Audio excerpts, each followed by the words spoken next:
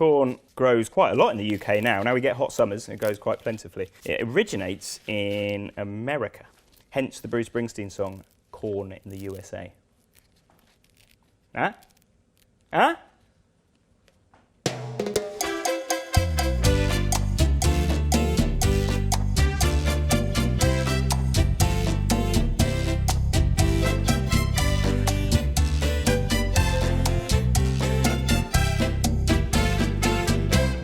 So in this video, we're going to show you the most incredible corn on the cob recipe. And I know what you're thinking. I know how to cook corn on the cob. I don't need you or YouTube for this. But this is going to be 10 times better. This is a little nod to our Mexican friends who make the most insane street food dish using corn called elotes. And that is basically corn that is grilled with the husk still attached and then smothered in sour cream and mayonnaise, smothered in Mexican cheese, loads of spices, loads of tasty stuff. And we're going to do a variant of that using cheeses that are a bit more readily available in the supermarket. Husk-on corn on the cob, they're plentiful in the summer. You should find them in a lot of supermarkets nowadays. When you're shopping for them, have a feel through the husk and try and feel the kernels. They should all be very firm, they should be nice and plump, and they should be similar sizes all the way through.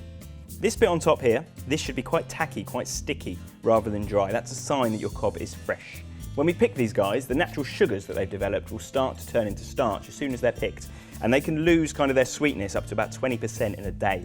So if you can get them fresh, or even better grow them yourself, then make sure you do. With your corn, we're going to start by peeling back the husk, okay? So just going to peel them back, keeping them attached at the bottom, and just kind of gripping it at the end. This is going to become our kind of handle for eating it. We're going to grip it by this husk so we can get stuck in and eat it. And then you've got this silk. So this will just pull off the top, and you can normally, if you've got a few strands left on there, you can sometimes leave them on if you're grilling this on the barbecue or grilling it straight in Roccbox. But we're actually going to wrap these in foil, so get as much of the silk off as you can. And we're just going to wrap these in foil and we're going to get them straight into Roccbox. It is literally as simple as that for the start. So nice and simply, just lay the corn on top of the foil, roll it all the way up so it's fully covered, and that is it. These are just going to go straight on the deck of Roccbox. You might find the husks start to catch, start to burn a bit, but don't worry about that. We're going to cook them for 15 minutes, okay? And remember to turn them over halfway through. We're going to really utilise the kind of stone floor here more than the flame, and that's going to give us a really nice caramelisation of the corn, a really nice colour. So in the meantime, we're going to mix together some sour cream, 2 tablespoons of sour cream there, and we've got 2 tablespoons of mayonnaise, okay? And we're going to add 1 clove of garlic.